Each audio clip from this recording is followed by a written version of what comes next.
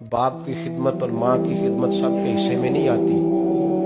ये रब जिसे महबूब रखता है उसे ये मौके अता करता है। खुश नसीब है जिसे बूढ़ा बाप मिले और वो नौकरी करे। खुश किस्मत है जिसको बीमार माँ मिले और वो नौकरी करे। हजरत अबू हुरैरा फरमाते मेरी अम्मा बूढ़ी थी तो उनका मैदा कमजोर हो गया था, तो मैं उठा के पखाना पेशाब करता था तो कई दफा मेरे ऊपर कर देती थी। ये हजरत इब्न जौज़ी अलैहिर्रहमान ने इसको लिखा है। फरमाते मेरे दिल में ख्याल आता था कि मैं बड़ा खिदमत गुजार हूँ अपनी माँ की। एक दिन मैं हजरत उमर के पास बैठा था उनके दौरे खिलाफत में, तो एक शख्स आ गया।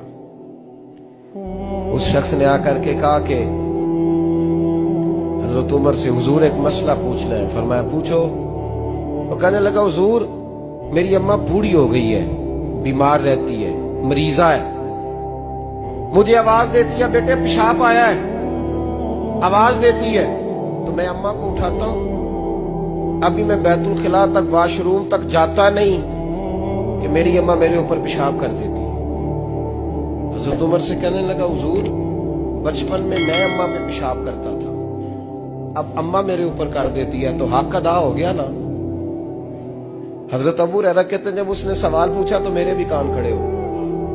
मैंने कहा ये तो मेरे वाला मसला पूछ रहा है, मेरे वाला मसला पूछ रहा है। मेरे पास एक दोस्त जुमा पढ़ने आते हैं बड़ी दूर से, मुझे कहने लगे हजरत साहब जदों भी मैं आऊना ना तुसी मेरी ही गल छेड़ देते हो, वो जो बात होती है ना बिल्कुल मेरी ही होती है। मैंने कहा नहीं यार जो मैं कर रहा होता हूँ वो मेरी भी होती है, वो सारे मुआशरे की होती है। हमें लगता है कि मेरी हो रही है, हालांकि वो बात हमारी सबकी मुश्तरका होती है।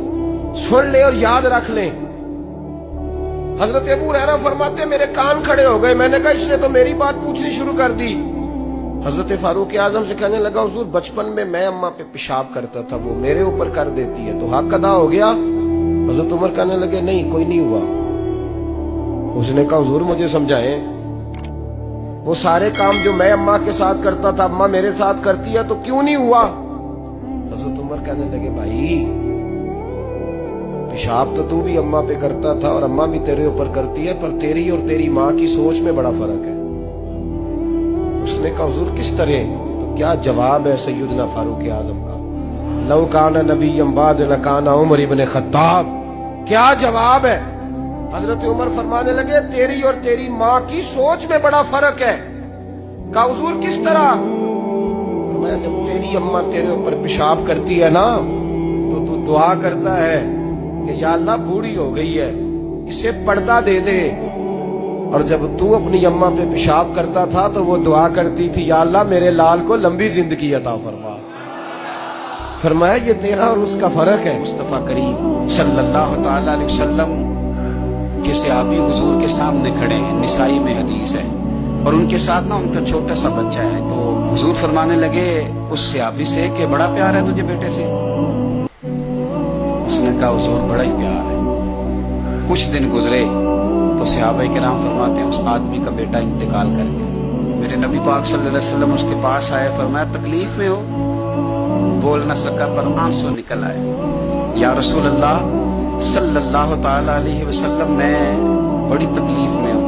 तो हुजूर ने फरमाया क्या तू पसंद करता है कि जब तू जन्नत में जाए तो तू जिस दरवाजे से भी दाखिल होने लगे तेरा बेटा सामने खड़ा हो और तेरा इंतजार कर रहा हो, तेरा पुत्र सामने खड़ा हो, पसंद करता है। वो कहने लगा हुजूर मैं पसंद करता हूँ। तो हुजूर ने फरमाया फिर तेरा बेटा तेरा इंतजार करेगा। करीब सहाबा खड़े थे, कहा या रसूल अल्लाह ये इसके लिए है या जिसका भी बेटा इंतकाल कर जाए सबके लिए है। तो मेरे महबूब ने फरमाया ये सबके लिए। जिसका भी बेटा दुनिया से जाएगा वो जन्नत में पहले अपने माँ बाप के इंतजार के लिए खड़ा होगा। मेरे नबी पाक अलैहिस्सलाम ने फरमाया तू सब्र तो कर।